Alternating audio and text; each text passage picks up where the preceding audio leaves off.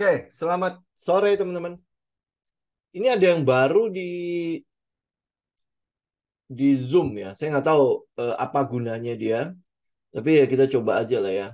Ya, nanti kalau ada apa-apa nanti tolong dikabarin aja. Saya nggak tahu nih ada AI companions itu nggak tahu buat apa. Tapi nanti kalau ada apa-apa ya tolong kabarin saya. Jadi biar kita tahu apa sih yang sebenarnya ini yang baru di itu ya. Oke, kalau teman-teman ada yang tahu, ya boleh kabarin saya juga. Ya, oke, kita mulai ya. Nah, untuk hari ini sebenarnya sih nggak ada apa-apa yang bisa kita bicarakan di market ya. Paling kalau kita lihat ini teknikalnya aja ya, indeks harga saham gabungan.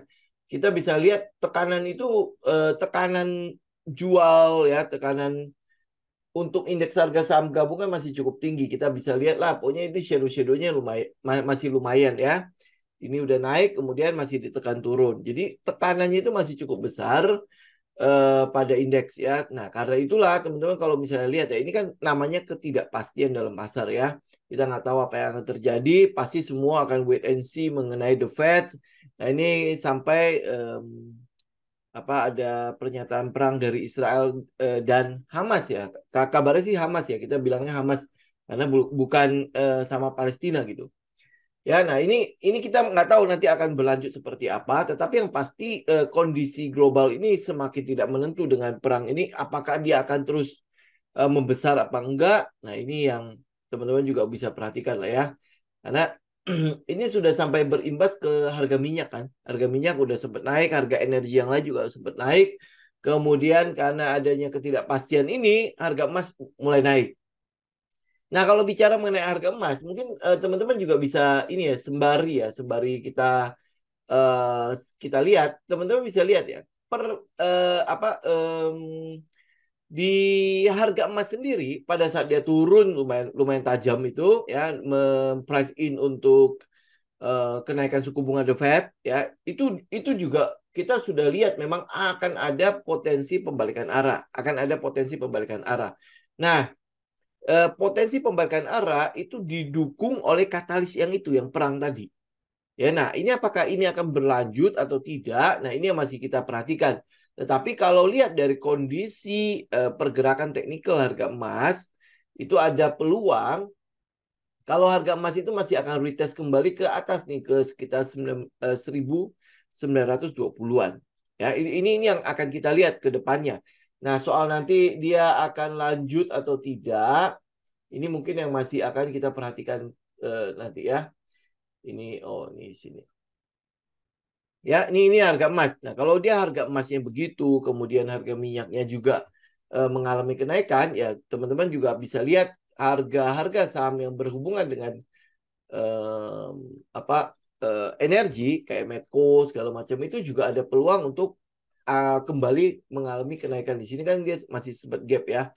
Nah, ini kalau lihat dari formasi yang kemarin kita sempat terangkan, yang V-shape itu ya, ini kan pergerakannya ini sempat gap ya, tetapi habis itu tidak ada tenaga lagi. Jadi ini masih belum kita golongkan sebagai uh, V-shape ya. Jadi pergerakan yang setelah turun kemudian dia bergerak kembali naik. Jadi ini kalau ngelihat dari pergerakan harga Medco, harganya si Elsa, ya harga-harga ini untuk saham-saham energi gitu ya. Ini kelihatannya mungkin akan berlangsung sebentar doang. Ya mungkin akan berlangsung sebentar doang. Jadi ini harga minyak kan kemarin kan dia turun ya, kemudian digerakkan oleh ini yang katalisnya si Israel dan Hamas itu ya. Nah, habis itu ngapain dia? Ya, kelihatannya sih mungkin tidak akan terlalu sampai wah banget gitu ya. Kenapa? Karena pergerakan harga minyak dia akan lebih stabil atau konstan itu apabila karena permintaan. Ya, nah sekarang yang kita lihat ekonomi global segala macam itu bukan di dalam fase pemulihan yang akan terus berlanjut gitu. Ini yang kita lihat ya, belum belum belum menunjukkan bahwa pemulihan ini akan terus berlanjut. Apalagi dalam negeri kita kita juga melihat bahwa indeks harga konsumen juga terus turun ya. Ya, ini menunjukkan bahwa kelihatannya kita akan lebih ke arah berhemat dibandingkan dengan melakukan konsumsi. Ya, ini yang sedang kita lihat ya, harga beras sedang naik ya, terus habis itu ada beberapa eh, kejadian di pasar ya, terutama ya teman-teman mungkin lihat kayak Tanah Abang sepi. Sebenarnya sih ya, ini kalau kalau kita bilang sepi itu ya karena mungkin karena inovasi, karena daya saing mereka yang kurang ya. Tetapi ya, tetapi ini kita juga bisa lihat dari sisi yang lain di mana tadinya tadinya kalau di Tanah Abang kan teman-teman tahu ya, perputaran uang di sana kan cukup besar ya. Nah, ini perputaran uangnya itu agak nyusut ya, kita bilang begitulah, agak nyusut gitu ya. Nah, penyusutannya ini mempengaruhi roda perekonomian nggak? Kabarnya kan larinya ke online. Tapi yang saya tahu juga, kalau teman-teman punya data ya, data e-commerce itu juga turun. Itu juga turun dan turunnya benar-benar drastis. Ya, nah ini yang kita lihat bahwa ya kalau indeks harga konsumen sampai turun, ya itu juga wajar ya. Karena orang akan cenderung menahan konsumsi, wait and see kan. Ya kita nggak akan tahu gitu kira-kira ke depannya seperti apa. Kemudian dari sisi harga emas juga, ini harganya juga cukup murah gitu loh. Jadi potensi untuk diborong karena ketidakpastian itu juga besar. Ya, karena ketidakpastian yang ada di global di saat ini. Di mana yang teman-teman lihat sudah mulai terbelah kan, kalau Amerika, Eropa dan negara-negara Barat udah pasti dia akan support habis-habisan Israel, ya kan? Nah, sedangkan yang bagian timur ya, negara-negara timur ya, Indonesia juga segala macam ya, itu cukup mensupport untuk di Palestina, ya. Nah, ini apakah akan konstelasi ini akan terus membesar atau enggak? Nah, ini yang sedang dikhawatirkan oleh market dalam waktu eh, apa yang singkat ini ya. Kita nggak tahu akan jadi panjang apa enggak. Tapi dalam waktu dekat kita lihat ya kurang lebih seperti itu ya. Nah, dicerminkan oleh teknikal. Teknikal itu udah menunjukkan bahwa ini ada tekanan yang masih cukup besar di indeks. Karena itulah penting sekali teman-teman membeli atau memiliki portofolio saham yang benar-benar punya alasan untuk kenaikannya. Ya, ini bukan cuma karena dalam ketidakpastian ini saja ya, tetapi dalam setiap saat teman-teman analisa itu butuh sesuatu yang ada ceritanya gitu loh. Ada alasan di mana kenaikan harga itu terjadi. Ya, kira-kira kurang lebih begitu ya. Nah, hari ini saya tidak akan membahas terlalu banyak karena memang tidak akan ada yang kita bahas juga ya. Teman-teman ada yang mau ditanyakan, silakan ya, pertanyaan-pertanyaan saya akan jawab. Saya usahakan akan saya jawab di sesi ini ya. Oke. Nah, kemudian sembari nunggu pertanyaan teman-teman ya, saya cuma mau info aja mengenai kelas kita ya, kelas untuk yang coaching kelas di bulan November, awal November tanggal 2 sampai tanggal 24 itu kurang lebih 8 kali pertemuan itu akan berlangsung di November. Jadi bulan ini adalah bulan terakhir buat teman-teman yang mau ikutan ya.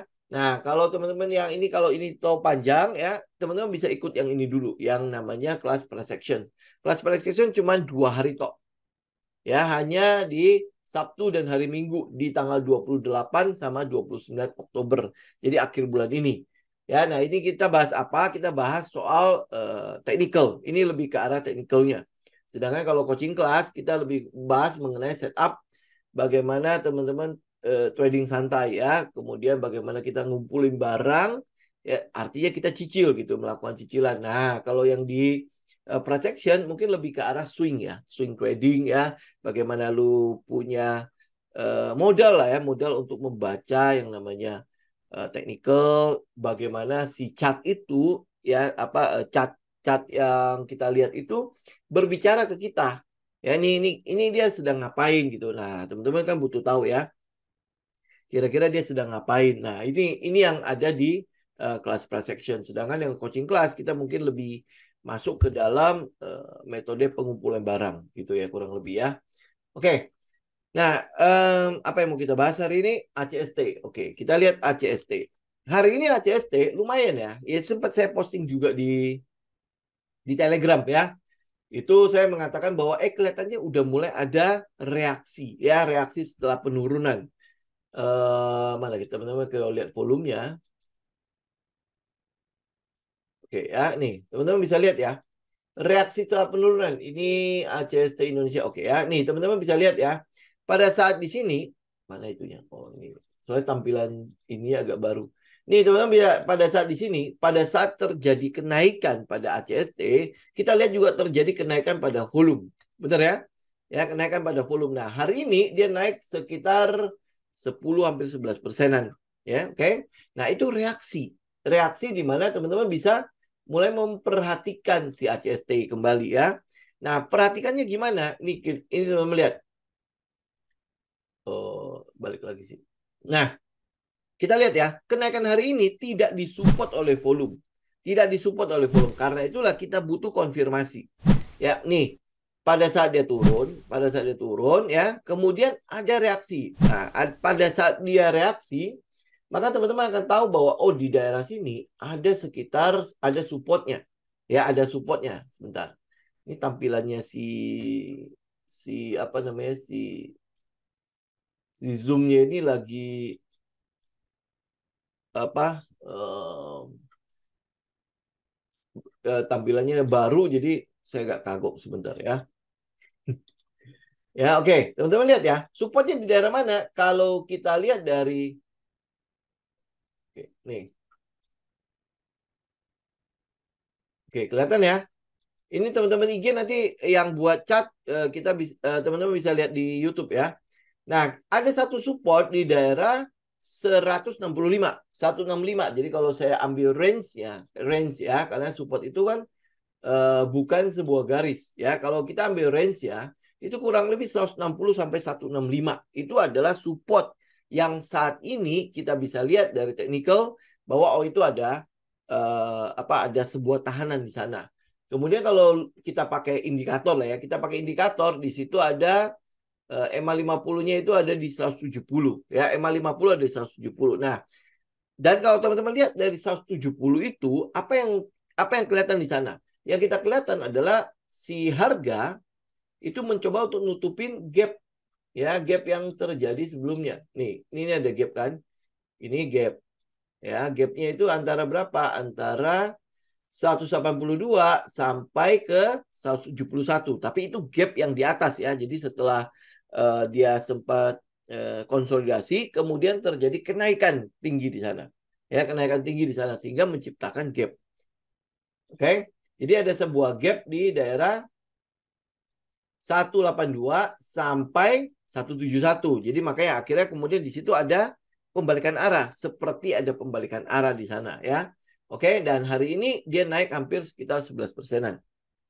Hampir sekitar 11% ya. Nah, ini yang makanya teman-teman perhatikan dia. Pada saat dia sudah mulai salah. Ya, pada saat dia udah mulai mantul, ya mantul begini, itu artinya apa? Artinya sudah ada yang mengatakan bahwa harga di sana udah cukup murah. Ya, harga di gap itu. Ya, antara 170 sampai 182 itu harganya sudah dikatakan murah. Ya, itu satu ya. Nah, habis itu gimana kita? Teman-teman kalau belum masuk, teman-teman tinggal konfirmasi satu candle lagi ya. Karena ini kan udah jadi kayak bullish engulfing kan. Satu candle lagi yaitu besok. Apakah dia akan meneruskan tren ini, pergerakan naik itu, atau dia cenderung untuk turun kembali ke arah sekitar 160 sampai 165. Ya, kalau ngelihat kayak gini, karena dia masih ada gap kan di bawah situ kan. Kemudian ada support di 160 sampai 165. Saya pribadi saya akan cenderung melihat ke daerah situ 160 sampai 165. 160 sampai 165. Tetapi ini adalah konfirmasi kita nih. Hari ini kan kenapa? Karena dia udah ada mantul. Ya, karena di situ ada pantulan di sana. Sehingga kita tahu bahwa di situ ada kehadiran market maker. Ada yang mengatakan bahwa ACST dengan harga segitu udah cukup murah, makanya mereka masuk. Ya, ACST di situ ada harga kemudian dianggap sebagai harga yang cukup murah, makanya dari itu mereka masuk. Ya, nah kemudian apa yang kita lihat hari ini? Hari ini kan sebenarnya momentumnya cukup gede, naik kita 11%, tetapi tidak disupport oleh volume. Ya. Nah, karena dia tidak disupport oleh volume, ceritanya nih dari chart ini kita butuh konfirmasi candle besok. Ya, kalau candle besok dia memberikan sebuah momentum gede dan volumenya juga besar, nah itu adalah konfirmasi kita. Ya, konfirmasi kita, apalagi kalau dia bisa sampai tembus ke atas 220-an. Ya, sampai 230-an, apalagi dia bisa tembus ke atasnya. Nah, kalau dia bisa tembus ke atasnya itu sebenarnya double konfirmasi buat kita. Bahwa dia sudah nongol ya, nongol volumenya, berarti nongol marketnya kan, nongol market makernya kan. Nah, kalau tidak berarti teman-teman akan lebih baik nunggu di 160 sampai 165. Jadi dia retest ke bawah. Ya, retest ke bawah. Nah, proses dia retest, ini saya tinggal ingatin doang ya. Proses dia retest adalah pelan-pelan menuju ke 160 sampai 165. Oke, jadi tidak gede-gede begini nih. Ya, pas penurunan kemarin kan gede-gede kan. Kemudian terjadi pembalikan arah di sana. Ya, nah, kita mau pada saat dia retest ke arah 160 sampai 165 itu pelan-pelan kalau bisa momentum terus mengecil. Ya, itu ya. Jadi ini yang teman-teman perhatikan. Jadi kita konfirmasi besok. Kalau besok ada momentum kembali, jadi candle besar diikuti oleh konfirmasi volume yang besar juga, volume di atas rata-rata. Ya, di atas rata-rata teman-teman tahu karena kasih aja EMA 20 di volume atau teman-teman mungkin pakainya EMA berapa lah ya, terserah ya. Nah, tapi kalau saya biasanya pakai yang 20, jadi sehingga kalau di atas itu maka kita anggap dia sudah di atas rata-rata ya, itu. Jadi kita mau konfirmasi dengan satu candle lebih tinggi, kalau bisa break malah sekitar 230. Nah, kalau tidak berarti teman-teman akan menunggu dia retest 160 sampai 165. Ya, 160 sampai 165. Itu aja. Udah. Ya, ini untuk ACST. Karena kalau lihat dari story-nya memang kita tahu story-nya masih cukup besar ya, masih cukup kencang. Oke, ini untuk si ACST. Cuman ya tinggal apa yang kita lihat teknikal aja ya. Teknikal menceritakan kepada kita lu kapan masuknya gitu aja. Gitu. Oke, ya. Saya curiga bursa akan koreksi dekat-dekat sidang The Fed ya. Nanti akan banyak koreksi. Sebenarnya kalau teman-teman lihat dari teknikalnya si indeks harga saham gabungan, iya ini kan tekanannya cukup besar ya. Tekanan cukup besar. Ini shadow-shadow semua kan. Ya, nah kemudian dia sempat turun memang, turun ke arah 6.850. Nah, habis itu kemudian mantul. Nah, pantulan itu kan sebenarnya menceritakan kepada kita bahwa ada yang murah, ada saham-saham murah yang dikoleksi oleh si market maker. Nah, saham murah itu berapa gitu kan? Nah, itu yang teman-teman cari harga murahnya.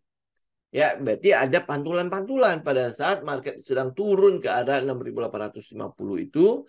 Nah, pantulannya itu ada di mana? Ya, siapa-siapa saja yang mantul. Gitu. Berarti kan ada yang konsen gitulah, ada market maker yang konsen pada harga saham tersebut. Gitu. Nah, karena itulah makanya kita cuman bersiap aja kayak ACST, Meta kan sebenarnya kita udah keluar kan. Nah, cuman kita mau bersiap kalau cerita story-nya si ACST itu masih cukup panjang. Nah, ini masuknya di mana gitu sehingga kita bisa dapat harga yang lumayan.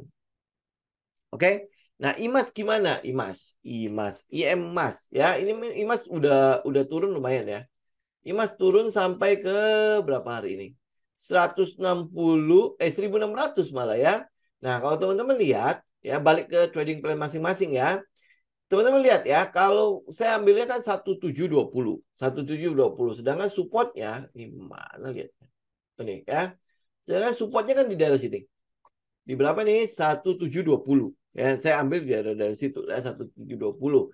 Nah, stop loss teman-teman di mana? Ya, kalau stop loss teman-teman ada di bawahnya misalnya EMA 200 16.650, berarti teman-teman udah tinggal keluar aja. Ya, tinggal keluar, udah tinggal accept di situ aja. Accept bahwa oh ini udah gagal. Gitu aja udah. Gitu ya. Ini mungkin nanti akan ada yang komen nih ya. Kok lu gampang banget sih ngomong gitu? Ya namanya trading plan. Ya namanya trading plan. Kita kan adalah ngambil di area yang low risk ya, low risk. Nah, untuk nutupin ini gampang nggak? Teman-teman mungkin lihat kasus kayak MTEL. MTEL juga kita cut loss kan. kena stop loss kan. Nah, tapi MTEL walaupun dia kena stop loss ya, dia loss kecil kan. Udah berhasil kita tutupin dengan si HST kan. HST udah lewat berapa kali gitu. Mungkin IMAS walaupun lu kena stop loss gitu kan, udah ketutup dengan HST. Sebenarnya kan, ya kita nggak bisa bilang bahwa oh 100% ini pas ya. Nah, apa yang membuat si IMAS turun? Ini yang teman-teman perlu analisa ya. Satu, karena kurs rupiahnya yang terus melemah. Ya kenapa? Karena IMAS itu hampir boleh bilang CBU. CBU itu adalah complete build up. Ya itu build up semua barang-barangnya dia. Ya kan? Kayak misalnya kemarin di akuisisi Mercy segala macam. Tentu ini akan menjadi concern pasar kan? Ya di mana ya barangnya pasti akan jauh lebih mahal dong. Karena dia mau nggak mau harus import dengan US dollar. Ya terus habis itu dia jual dengan rupiah otomatis ya karena barang yang dia import itu nggak murah. Ya, nah saya nggak tahu ya kalau plus PPN sih harusnya cukup murah ya. Sebelum PPN sih cukup murah ya. Tapi kan di sini kan kena PPN, PPNBM, bla bla bla bla segala macam. Akhirnya harga mobilnya kan terus membengkak kan. Nah itu IMAS saat ini. Jadi kalau artinya apa? Artinya kalau misalnya kurs rupiah kita itu terus membaik, terus menguat, harusnya IMAS akan balik lagi. Nah ya udah soal dia balik lagi kapan itu nanti. Ya, itu nanti kita tinggal lihat haltenya, kita tinggal lihat kita masih bisa masuk apa enggak. Nah, sekarang kalau misalnya teman-teman udah keluar ya sudah, itu udah kena stop loss-nya. Gitu ya. Kalau stop loss teman-teman di situ, ya saya nggak tahu stop loss teman-teman di mana. Ya, kalau ini kan EMA 200 ya, 200 di 1650. Ini harusnya udah jadi area-area yang bisa teman-teman taruh stop loss ya. Kalau teman-teman taruh 7%, mana sih? Ini gimana cara buangnya? Nah, ini ya, kalau teman-teman taruh yang pakai 7% ya, 7%. 7% juga udah kena. Ya benar ya. Ya 1720 7% juga udah kena di 1600. Hari ini harusnya udah kena kan? Dia 1000 hari ini 1650 ya. Nah, kalau lu taruh 7% ya paling besok kalau dia turun di 1650 ya sudah. Berarti kan kena. Gitu aja udah. Gitu loh. Intinya adalah kalau lu trading lu jangan takut loss gitu ya, tetapi lu udah rencanakan. Ingat ya, saya mungkin harus katakan sekali lagi, stop loss itu apa? Stop loss itu adalah harga di mana lu rencanakan untuk rugi. Jadi kerugian yang sudah lu rencanakan. Nah, kalau dia udah kena itu, lu tinggal konsisten aja keluar dari sana. Ya, nah keluar kena stop loss itu artinya apa? Artinya ke kita itu adalah loss yang kecil. Small loss. Kita nggak bilang loh ya, kalau 100% ya apa yang kita beli itu pasti untung. Enggak. Ya, nah kenapa? Karena ada bagian yang namanya small loss. Kita cuman nggak mau dalam trading kita ada namanya big loss yang mampir. Udah gitu aja. Gitu. Nggak mau ada namanya big loss yang mampir. Nah, big loss itu apa? Contoh misalnya, lu tahu IMAS udah kena stop loss, lu masih hold aja. Ya, kemudian kurs rupiahnya terus memburuk. Karena dia akan potensi sampai ke berapa kemarin? 16.200 ya kalau nggak salah tutupin gap. Ada potensi rupiah akan sampai ke sana. Nah, kalau rupiah akan sampai ke sana, terus penurunan IMAS itu karena pelemahan rupiah, berarti teman-teman mungkin akan lihat dia masih akan turun kan? Betul nggak? Ya. Nah, lu buat apa lu tahan? Ya, buat apa lu tahan? Nah, kalau dia ada potensi untuk turun, ya sudah. Berarti gua akan lihat dia nanti kalau rupiah mulai membaik. Ya, rupiah konsisten mulai membaik. Ya, kenapa? Kalau teman-teman lihat ya, kemarin kan kalau nggak salah kita udah kasih lihat kan USD IDR juga kan. Itu sebenarnya ada potensi membaik cukup besar. Nih, ya ini. Teman-teman bisa lihat kan, ini kan dia sedang menuju ke 16.000. Ya, tertinggi kemarin adalah 15.700. Hari ini mungkin turun dikit. Biasanya ada intervensi lah ya. Kemudian dia memang udah di dekat-dekat resisten. Ya, ini harga rupiah nih. Ada dekat-dekat resisten. Tapi kan kita tahu bahwa nanti sebentar lagi akan ada rapat The Fed tanggal 2 November tuh ya. Berarti kurang lebih tanggal 1 udah mulai rapat atau mungkin akhir-akhir Oktober itu biasanya udah ada pergerakan di sana. Nah, ini kan berarti apa? Akan ada potensi. Mungkin ada koreksi dulu ya. Rupiah mungkin akan menguat sedikit. Kemudian ada potensi untuk break gitu loh. Nah, pada saat break, teman-teman lihat sendiri ya, ini kan paling gampang nih. Ada gap antara 15.800 sampai 16.200. Itu ada gap di situ. Ya, jadi kalau ada gap dan dia udah deket-deket situ, ya sebenarnya ada potensi untuk nutup aja gitu loh. Ya, nah habis itu ada potensi menguat di mana? Lu tinggal perhatikan ini chartnya. Ya, ada potensi penguatan ini, lihat ya. Ini ada dorongan. Ada dorongan mungkin karena intervensi di sana. Ada dorongan dari 15.700 menuju ke 14.800. Didorong loh. Ya, berarti intervensi di sana. Kemudian ada satu lagi, pada saat dia mencapai sini, ini harga berapa? 15.400, didorong lagi turun. Ya, sampai ke 14.600. Ini artinya ada intervensi-intervensi. Jadi ya, kalau ngelihat potensi saat ini, Bank Indonesia kalau melakukan intervensi, tentu ya itu sebenarnya jadi sia-sia ya. Uangnya pasti menguap. Ya, daripada dia melakukan intervensi saat ini, maka dia mungkin ya, ini kalau kita lihat chart ya, kemungkinan besar dia akan membiarkan rupiah melemah. Melemah ya sekalian ya kalau di teknikalnya kan nutupin gap ya. Mungkin akan sampai ke 16.200. Ya, ini mungkin ya sampai ke daerah situ atau mungkin lebih naik lagi. Nah, setelah itu pasti akan ada intervensi. Intervensinya kapan? Intervensinya pasti akan setelah rapat keputusan kenaikan suku bunga The Fed. Ya, kalau setelah itu diintervensi akan jauh lebih gampang karena setelahnya The Fed itu baru akan rapat lagi tahun depan. Ya, setelahnya baru akan rapat lagi tahun depan. Jadi ya otomatis ruang untuk intervensi untuk menurunkan rupiah pasti akan menguatkan rupiah pasti akan jauh lebih baik dilakukan di saat itu kan. Ya ini analisa ini dulu ya, analisa saya bukan ekonomi yang kayak gimana-gimana ya, tapi ini cuma analisa aja kalau ngelihat dari teknikalnya ya, bisa iya bisa enggak lah ya. Ini yang kita lihat ya. Kemudian kalau teman-teman lihat lagi, yang jelek dari Indonesia itu apa? Sebenarnya bukan jelek dari Indonesia ya. Yang dikhawatirkan oleh pasar untuk Indonesia itu apa? Yang dikhawatirkan oleh pasar untuk Indonesia itu adalah suku bunga obligasi kita, ori kita, itu sama dengan suku bunga obligasi US.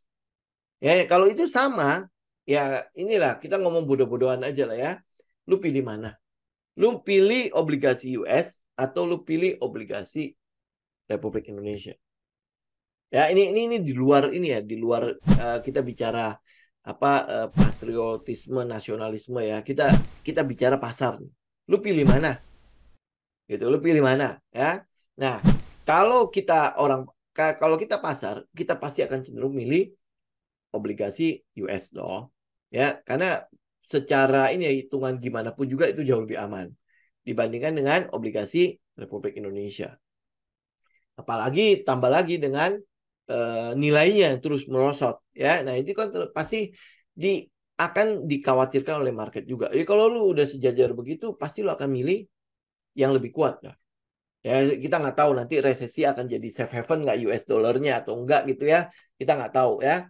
Tetapi kalau udah sejajar ya antara suku bunga obligasi Indonesia dengan suku bunga obligasi US, nah ini kan jadi masalah juga pasar.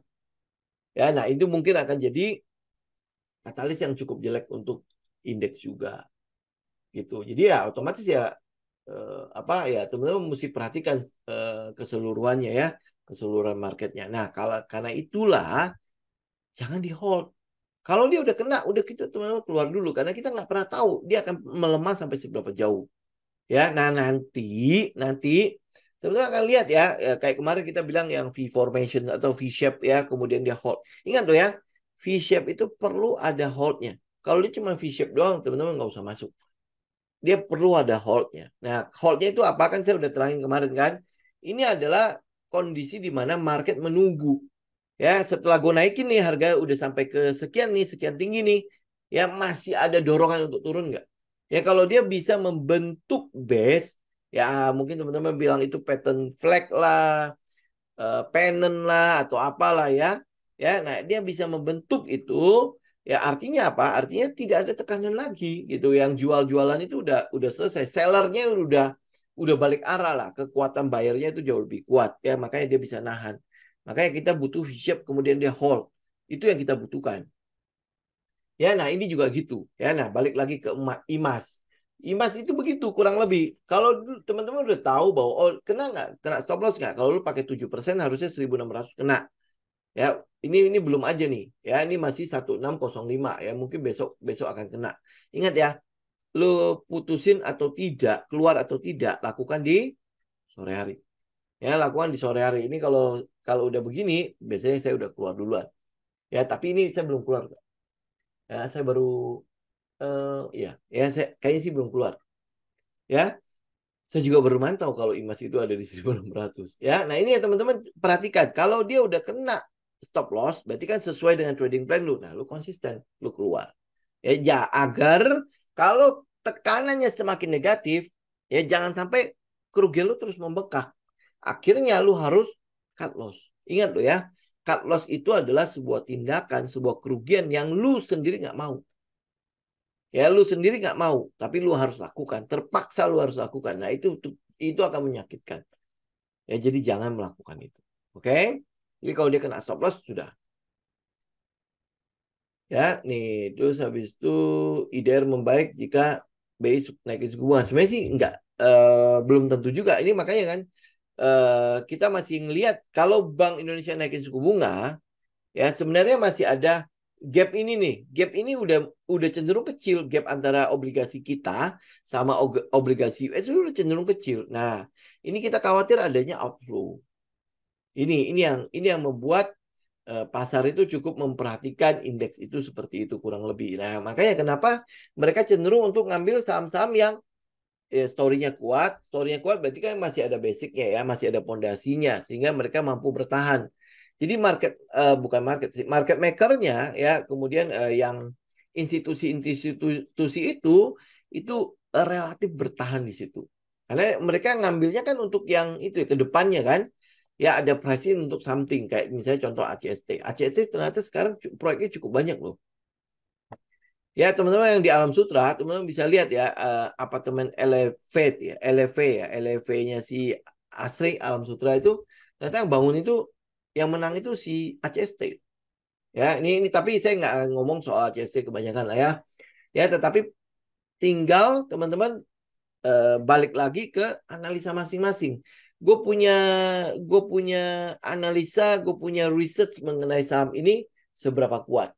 Ya, semakin kuat lu analisa, semakin lu berani untuk menunggu dia. Ya, kemudian semakin kuat analisa lu semakin berani hold. Ya kan? Gitu kan? Kenapa? Kenapa lu berani hold? Ya kenapa? Kalau teman-teman tanya kenapa Locking Home berani hold? Ya, saham Bumi misalnya. Dia beli di GoPay ya, masih hold ya, masih terus ya sampai gocap pun dia masih terus membelinya. Kenapa coba? Karena berdasarkan analisanya dia pegang datanya. Ya data ini yang membuat seorang investor berani nggak stay di situ atau tidak. Gitu kan? Ya ada satu saham katanya apa saham yang punya si Panin tuh. Ya sampai sekarang dia masih hold. Walaupun dia udah berapa ya? Udah 300 sampai 400% dia masih hold sampai sekarang. Kenapa? Karena datanya menunjukkan bahwa nilai bukunya dari saham itu masih sangat jauh. Nah, makanya dia berani hold. Ya. Tapi ini bukan ngelihat oh nanti akhirnya cari ini saham apa nih dia ya, apa yang dia pegang. Enggak. Lu lihat kenapa dia berani hold. Karena dia punya data. Ya karena itulah makanya lu punya data, lu pegang data itu. Sehingga lu mau hold, mau enggak, nah itu yang lu pegang gitu loh. Ya kan? Bisa nggak gue salah? Bisa nggak kita salah? Oh bisa aja. Nah kesalahan-kesalahan yang mungkin timbul, lu kasih buffernya. Lu kasih buffernya. Jadi nggak bisa kita bilang, oh 100% gue pasti benar. Contoh misalnya, lo kayak mau bilang, saya nggak pernah rugi loh. Ya, saya nggak pernah rugi loh dalam sebuah saham. Ya, kenapa? Karena saya hold terus. Ingat ya, dengan kata-kata dia tidak pernah rugi dan dia hold terus sebuah saham, lu mesti lihat kondisi dia sama kondisi lu. Ya, ingat loh ya. Jadi jangan telan mentah-mentah itu gitu loh. Dia nggak pernah rugi. Oh, berarti sebagai seorang investor, gue harus berani hold saham itu sampai ya sampai dia untung gitu. Jangan salah. Dia itu walaupun dia berani hold ya, dia masih punya buffer atau uang untuk hidup dia sehari-hari. Uang 2 triliun lebih. Satu saham paling dia mati uang di situ berapa? 500 M. Ya, 1 triliun. Dia masih punya 1 triliun untuk hidup. Ya, ngerti ya? Ya, jadi jangan lu telan mentah-mentah kata-katanya dia. Buktinya, teman-teman lihat Bumi. Dia beli dari berapa? 500 kalau nggak salah ya. Sampai gocap pun dia beli terus. Sehingga akhirnya average-nya jadi bagus kan? Ya. Kemudian datanglah keadaan di mana batu bara lagi dibutuhkan ya, sehingga akhirnya harga batu bara menghangat. Ya, kemudian naik tinggi. Nah, naik tinggi ini si Bumi ini ketolong pula dengan restrukturisasi yang berhasil dan sebagainya. Akhirnya naik gitu. Ya, dia berhasil keluar dari sana. Berhasil keluar loh. Ingat loh ya. Berhasil keluar. Tapi teman-teman lihat prosesnya. Nah, ini yang sering kali orang tidak melihatnya. Pokoknya gua cuan di sini berapa? Oh, 300%. Oh, berarti gua setiap kali trading gua bisa nih cuan di sini. Lu lihat kondisinya dong. Jadi jangan silau dengan keuntungannya. Jangan cuma telan mentah-mentah. Gue nggak pernah rugi di saham. Ya, dia kan sering ngomong tuh Pak Lokengong kan sering ngomong ya gue nggak pernah rugi di saham. Ya itu sekarang dengan kondisi uang atau cadangan uangnya begitu besarnya. Dulu waktu dia mulai itu rugi loh. Ya kan? Gitu kan? Nah, sampai akhirnya di satu tahap di mana dia pede dengan metodenya dia berani menggadaikan semua yang dia punya, dia masukin ke saham. Oke, ingat loh ya, pada saat dia sudah yakin dengan metodenya dia, dengan caranya dia. Ya, jadi bukan berarti, oh kalau gitu ya udah, gua habis-habisan aja. Kenapa? Karena dia dari nothing bisa jadi 2 triliun. Ya sekarang mungkin lebih kali ya, nggak tahu ya, teman-teman tinggal update sendiri lah. Saya nggak silau dengan uangnya dia kok. Ya, nah teman-teman jangan telan mentah-mentah hal kayak gitu. Yang sering saya lihat itu di komen-komen ya, kayak gitu gitu loh. Dia sering telan mentah-mentah. Ada yang udah 5 tahun di bursa gitu ya. Kemudian mau market bearish, mau market bullish, dia nggak dapat apa-apa gitu kan. Nah, orang itu bagaimana? Dia mau mundur katanya. Ya, oke, gue break dulu ya, mungkin masukin ke BBCA doang segala macam. Justru justru ya ini adalah kesempatan lu dalam 5 tahun lu ya. 5 tahun lu pernah mengevaluasi nggak? Kenapa gue tidak pernah nggak pernah jadi apa-apa? Ya kenapa gitu loh? Yang sering dilakukan banyak orang ya udah dia menyerah selesai. Justru itu kesempatan lu untuk evaluasi. Karena itulah makanya teman-teman lihat alur ya kalau kita mau melakukan trading. Kemarin kan saya bilang kan, lu lihat ya saham-saham yang membuat lu big win. Ya chartnya seperti apa? Kalau lu trader ya, chartnya seperti apa? Lu capture, kemudian lu analisa, lu backtest kan? Lu backtest. Kenapa dia bisa win? Ya kenapa dia bisa win? Ya apa yang mendasari dia win? Oh catat dong, ya catat lu backtest. Setelah lu backtest apa? Lu vote testing.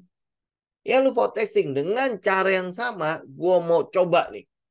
Ya gue mau coba nih. Oh nih jadi nggak, jadi nggak, jadi nggak. Oh oke. Ya dari 10 kali trading berapa yang jadi?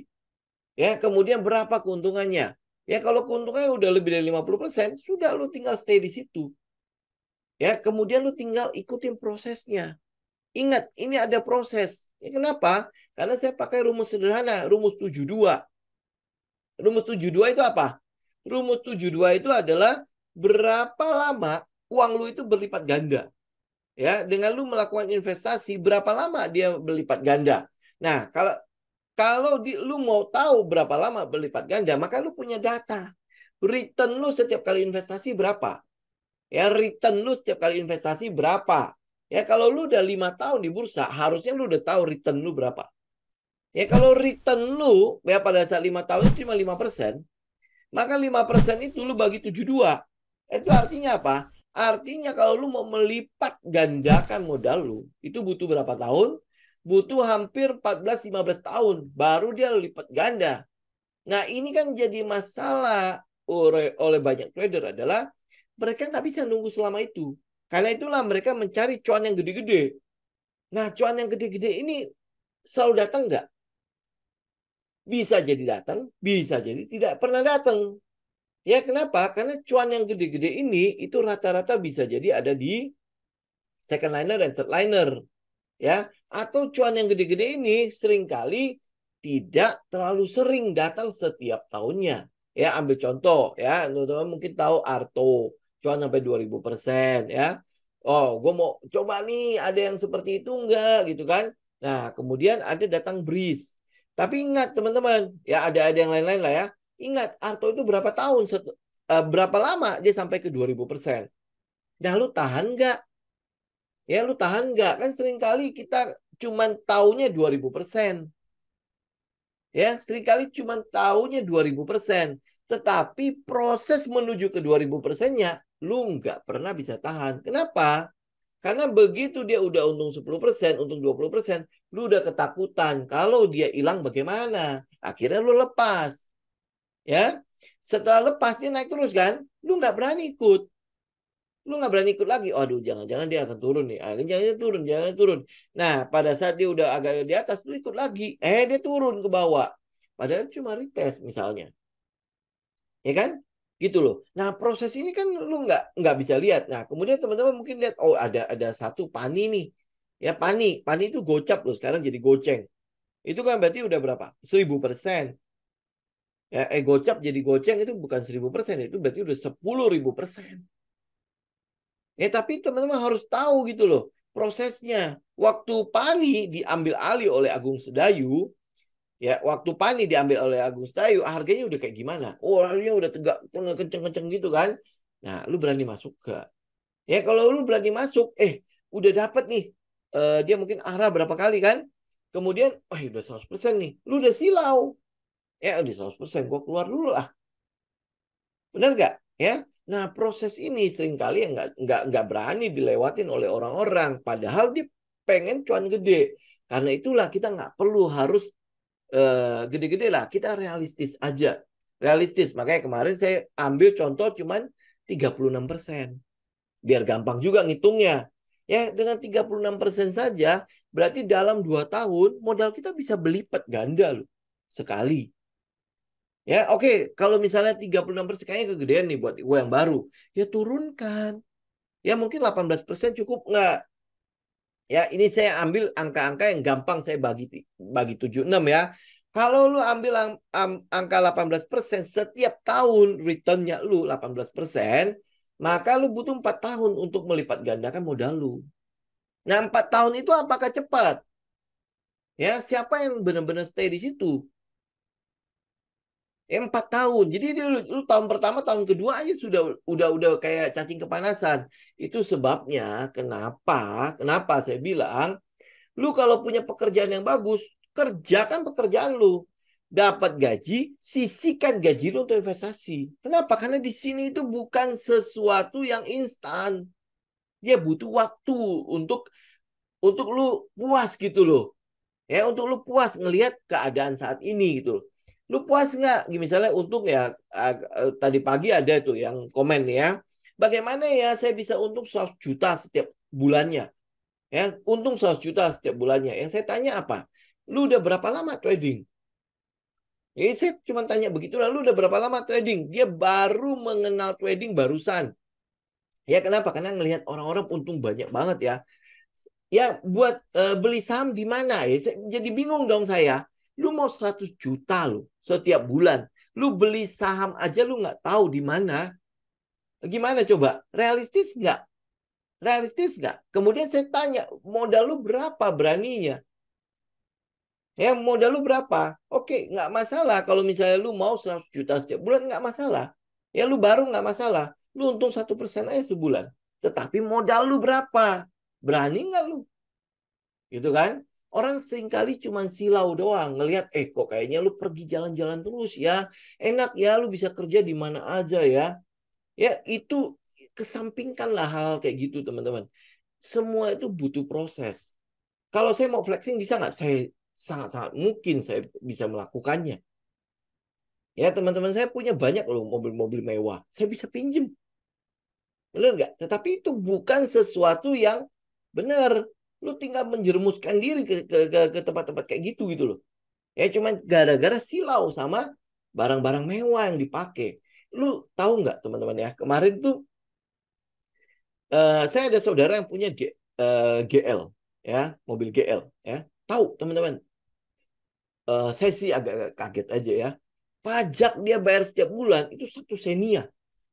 Setiap tahun 1 senia. Wah, itu kan? Nah, saya cuma berpikir begini doang sih. Gila ya. Kalau setiap tahun 200 juta, saya taruh di saham, itu udah jadi berapa lagi? Ini cuman bayar pajak habis gitu loh. Terus ngapain? Mobilnya jauh lebih banyak di garasi dibandingkan dengan dibawa gitu. Ya, ini makanya kalau kalau kalau kita lihat gitu ya, oh tapi ya itu urusan masing-masing lah. Lu mau punya GL, lu mau punya Ferrari segala macam itu urusan lu masing-masing ya. Cuman apa banyak orang yang silau gitu loh ngeliat kayak gitu, tapi lupa dengan prosesnya gitu sehingga ya udah pokoknya gue mau begini, bagaimana caranya? Ya bahkan ada yang sampai benar-benar nodong. Ya gue cuma mau tahu lu beli apa, gue beli apa, gue berani bayar lu berapa.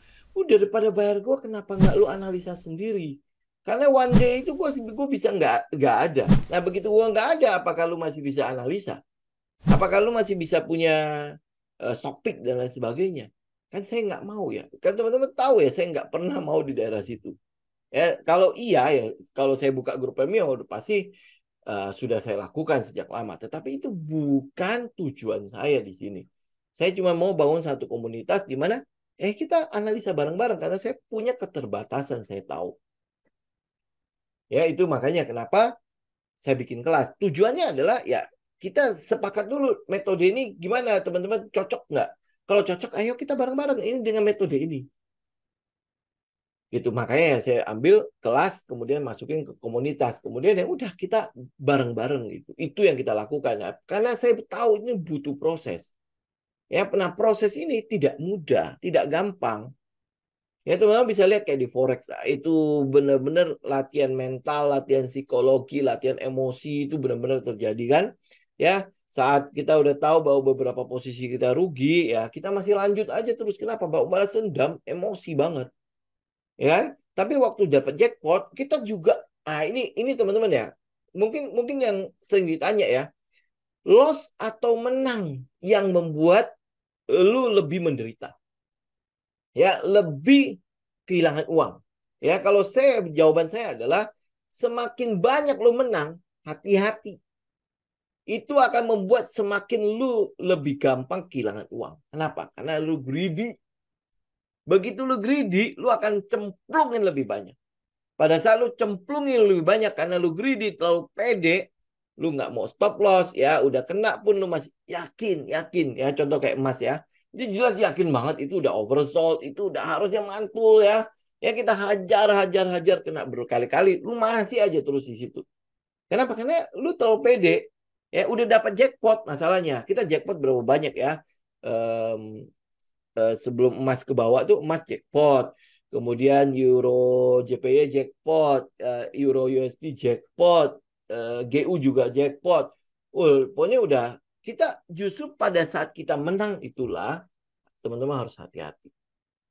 Ya, teman-teman lihat ya ACST, Tekim ya kemarin waktu DRMA, BET segala macam itu kan lumayan menang menang menang menang menang terus kan.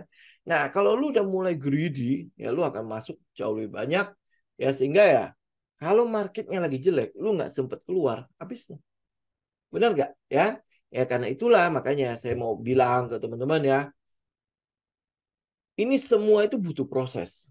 Ya, proses ini lu harus jalani. Lu mau nggak mau lu harus jalani. Lu nggak mau jalanin, aduh, saya udah susah ngomong ya. Ya kenapa? Karena banyak sekali yang akhirnya mundur. Kenapa? Karena percaya bahwa trading itu seperti membalikkan telapak tangan. Hari ini gue masuk trading, besok gue kaya raya. Ya apalagi yang forex tuh ya. Banyak kan yang forex ya. Hari ini masuk, wah besok dia untung 2 M ya. Habis itu dia pergi foya-foya. Habis foya-foya udah tinggal mulai lagi gitu loh. Gitu kan? Apakah lu bisa dapat jackpot setiap hari? Ya setiap saat? Ya belum tentu juga. Ya justru pada saat market lagi nggak ngapa-ngapain, nah itu yang susah dapat uangnya. Justru pada saat market lagi volatile, trennya itu kelihatan, trennya itu jelas. Gitu. Nah, yang sering dipahami orang itu adalah justru pada saat market lagi nggak bagus-bagusnya, kita lebih baik apa menghindar dari market itu. Kalau di forex kan beda ya. dia kalau volatile justru itu trennya. Ya contoh sekarang ya, saya bukan mensyukuri ya. Oh, ini ada kejadian si perang Israel. Itu market enak buat ditradingkan. Karena market bergerak dengan jelas. Tapi justru kalau pada saat market lagi tenang-tenang, itu yang susah. Nah, karena itulah kalau teman-teman balik di saham, pada saat market tenang, kita mau cari di mana terjadi akumulasi itu. Nah, saham-saham apa yang akan terjadi akumulasi? Saham yang punya story. Kenapa? Karena akumulasi itu berarti mereka sedang memprice in, mencari harga murah, harga diskon dari barang tersebut. Ini adalah barang yang mungkin teman-teman sering dengar ya. Ini adalah barang yang harganya bajai, ya, tetapi bentuknya adalah Mercy, gitu. Karena itulah mereka kumpulkan. Nah, pada saat mereka kumpulkan barang, ini kan jelas Mercy kan, ya. Ini jelas Mercy, tapi lu nggak kelihatan bentuknya. Nah, orang-orang ya semakin tidak akan ngomong. Kenapa kalau ngomong ya semua orang akan rebutan dong. Gitu kan? Itu makanya kenapa logik di balik akumulasi itu selalu diem-diem. Gak ada yang namanya akumulasi itu dia gembar-gembor di mana-mana. Karena itulah kalau saham itu sudah digembar-gembor, oh ya beli ini, beli itu. Lu hindarin aja. Udah gitu. Ya, nah saya tahu dari mana. Itu semua kan proses kan. Ya semua dari pengalaman. Ya teman-teman saya juga yakin banget tahu kok. Saham yang sudah terus didengungkan. Ya ini beli, beli, beli, beli, beli. Ya itu adalah saham yang perlu dihindari. Itu aja kan. Ya, sebenarnya simpel banget kan. Psikologi market di mana kalau market itu lagi sepi-sepinya, justru lu harus cari itu saham-saham mana nih yang sedang diakumulasi. Ya, kalau market berita terus ngomongin saham-saham itu aja terus, ya, justru kita harus jangan di situ. Sama kayak ACST sama Meta kan. Waktu dia naik kenceng, saya kan udah bilang kan, kalau sampai ada yang teman-teman ada yang bilang lu beli Meta, lu beli ACST, jangan ambil. Itu biasanya memang udah mereka udah karena dia nyangkut pengen keluar gitu. Gitu, ya. Oke, IPCC. IPCC itu kemarin udah sempat bahas kan ya IPCC kan? Ini adalah saham ini kan, saham pelabuhan ya. Nah, IPCC ini mungkin saya ulangi doang ya. Teman-teman lihat korelasinya ke otomotif. Korelasinya ke otomotif. Jadi IPCC itu banyak menghandle otomotif untuk ekspornya, ya. Nah, kalau dari sisi otomotif cukup banyak, ya, cukup banyak. Nah, di situ teman-teman juga bisa lihat IPCC itu mungkin akan dapat kontrak yang lumayan juga, ya. Nah, secara teknikal sebenarnya ini udah cukup menarik. Nah, ini teknikal ya, kan kita lihat di daerah 690 685 sampai 700 ya 680 sampai 700 lah. Itu daerah supportnya dia. Yang kita mau lihat tuh apa? Adanya momentum yang nongol di situ. Ya, momentum. Kalau tidak, minimal dia ngebase. Itu aja deh. Ya, minimal ngebase. Pada saat dia ngebase, kita tahu di mana taruh stop loss-nya. Itu yang penting. Jadi kita tahu risk kita di mana. Saat dia menyentuh risk, lebih baik kita keluar. Nah, kalau teman-teman pakai indikator, kita lihat.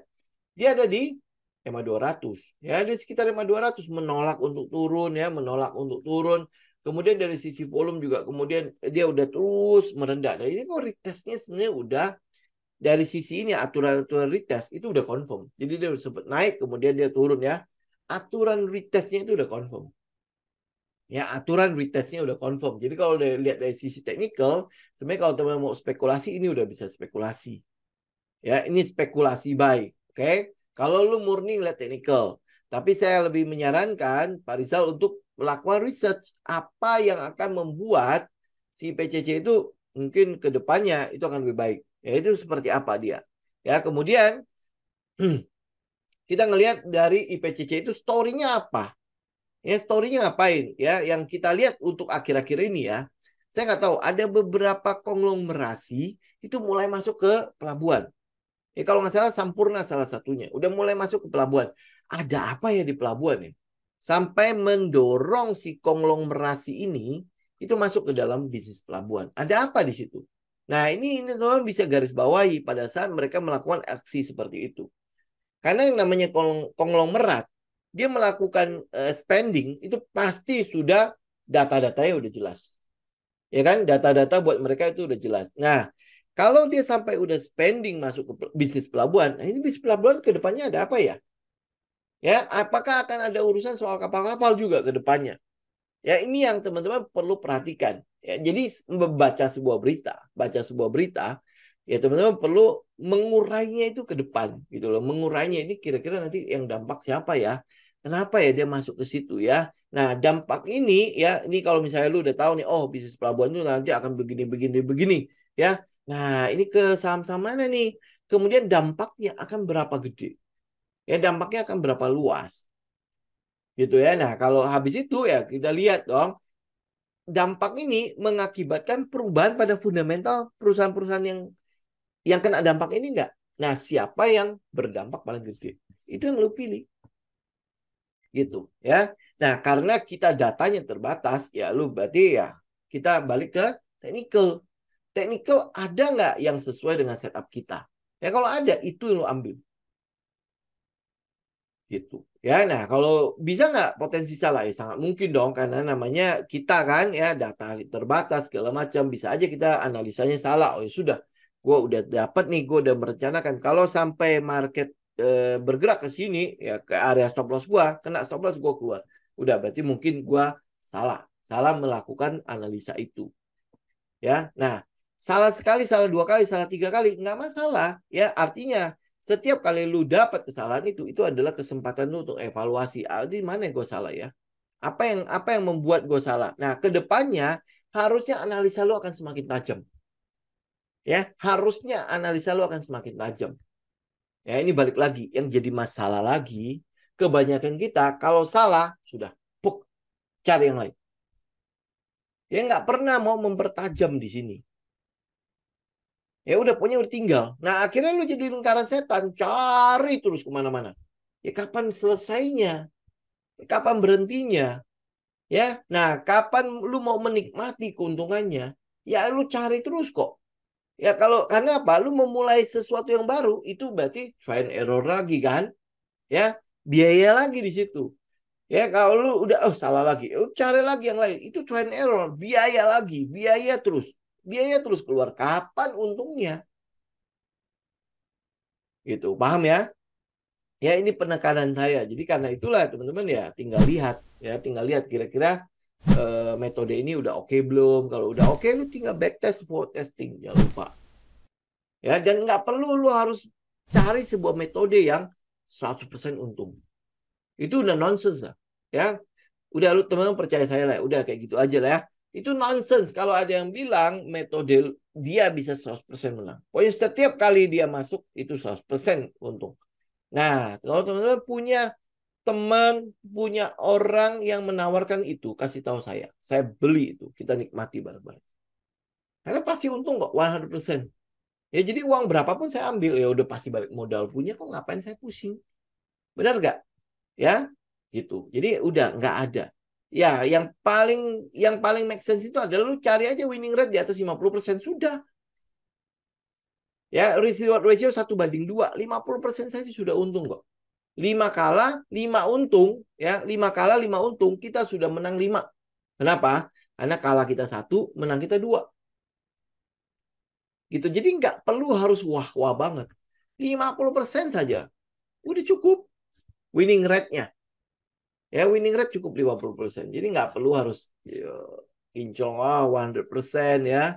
Kayak gitu-gitu ya. Ini pokoknya gue harus bener semua. Setiap kali gue masuk, cuan, cuan, cuan, cuan, cuan, cuan. Ah, udah lalu nggak bakalan ketemu lah. Jadi udah jangan buang-buang waktu untuk menghabiskan tenaga cari holy grail seperti itu. Gitu. Ya, itu juga saya alami kok waktu di forex awal-awal kan. Saya juga mau cari holy grail. Ya, holy grail ini apa nih? Ya, nggak ada. Yang ada lost money, lost money, lost money. Untung ya untung ya, kemudian loss habis. Ya udah habis itu saya nggak mau lagi. Udah winning rate saya cukup 50%. Gitu ya.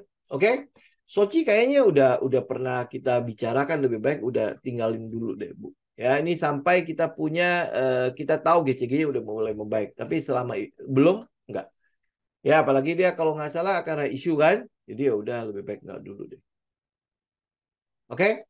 Ya, nah saya pikir saya pikir itu dulu ya teman-teman ya, karena udah jam 7 kan.